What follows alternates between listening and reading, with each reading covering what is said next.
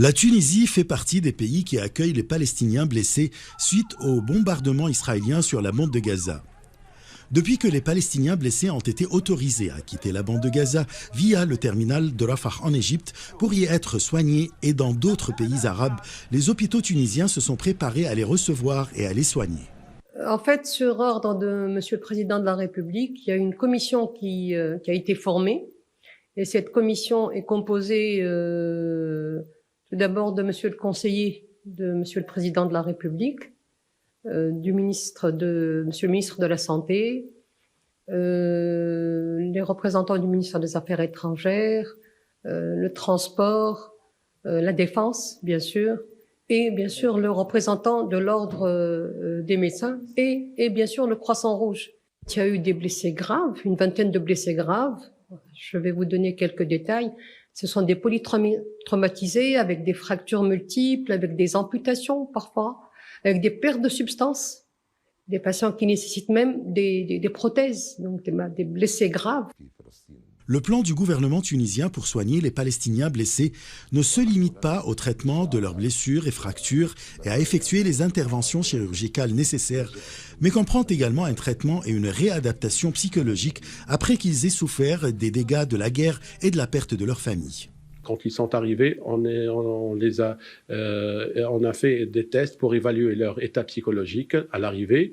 Et par la suite, il y a une prise en charge adéquate qui est venue qui est tenue par des psychiatres et des experts qui sont là. Et une chose est sûre, que leur morale s'améliore de jour en jour avec l'accueil, le très bon accueil chaleureux des Tunisiens. Une chose est sûre, c'est que les blessés, en les visitant moi-même, je me suis rendu compte qu'ils sont très très satisfaits de la qualité de la prise en charge et des soins aussi. Après l'arrivée en Tunisie du premier groupe de blessés palestiniens qui comptait 20 blessés, accompagnés de 19 membres de leur famille, et même parmi eux, il y a des blessés légers, les hôpitaux tunisiens se sont préparés à accueillir davantage de Palestiniens souffrant de blessures graves. On s'est préparé dès le départ pour accueillir dans un premier temps jusqu'à 150 blessés. Donc le premier contingent qui est arrivé est de l'ordre de 20 blessés.